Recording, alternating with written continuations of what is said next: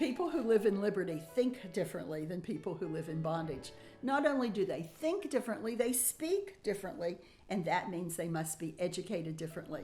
Hi, I'm Dr. Marlene McMillan of Why Liberty Matters, and I'm known as the nation's expert on the principles of liberty, as well as the Lady of Liberty and Forgiveness, because there's a huge connection between liberty and forgiveness, and you cannot live in a nation of gratefulness and blessing whenever there's unforgiveness. Also, one of the things we talk about is the difference between liberty and freedom. Now, liberty is the opportunity to make a choice, to assume responsibility, and accept the consequences. And who wants to accept consequences today? Freedom deals with me getting to do what I want to do without thinking about the consequences. So you could say that liberty deals with the opportunity to do what's right, and freedom deals with the license to do what's wrong. Now, we live in a world where there's so much change going on, and change is everywhere.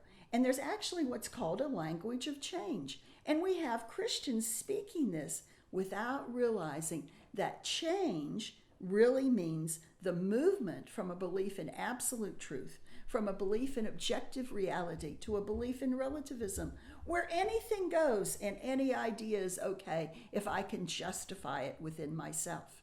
Now, we're in the process right now of a massive socioeconomic engineering, basically, experiment to try to get people to change the way that they believe, change their ideas, and in the process, change their form of government. And I understand that many ministers are afraid of teaching about anything that's political, but the Bible is the first book of government, and government deals with who or what is in control. And the I Am has already said what is, and he's already said who or what is in control. So when we fall into this re-languaging, this remaking of our nation that brings about the chaos, when we fall into that, what we have happening then is we're just prey to anybody that comes along with the best messaging. So what we have now is our children are left rudderless.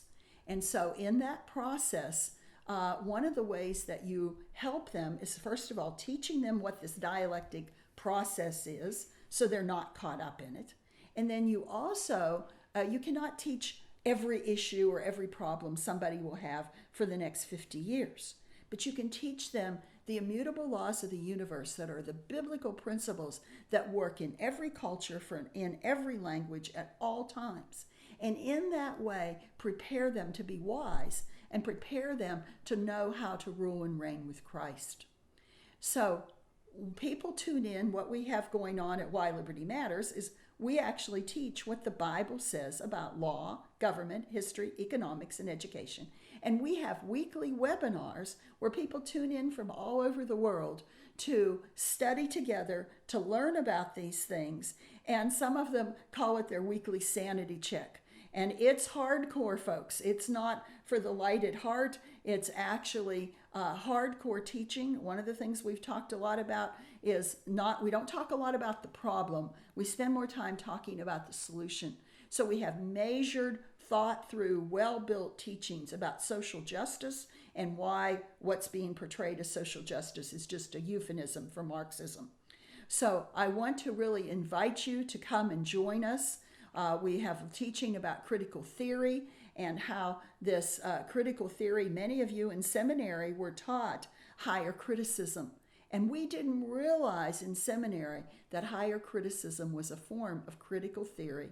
And it started with the premise that the Bible is filled with flaws.